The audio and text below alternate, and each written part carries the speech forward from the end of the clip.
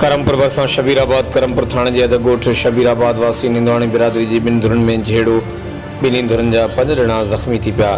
ॿिन्ही धुरनि जो हिक ॿिए ते हमिलो लठियूं कुआड़ियूं लॻण सबबि शाहनवाज़ निंदवाणी धुर जा 3 ॼणा ज़ख़्मी थी पिया। ज़ख़्मियुनि में रब नवाज़ निंदवाणी, अब्दुल सत्तार निंदवाणी, अबूबकर निंदवाणी शामिल आहिनि। ॿिए तरफ़ मखणो निंदवाणी धुर जा 2 ॼणा ज़ख़्मी थी पिया।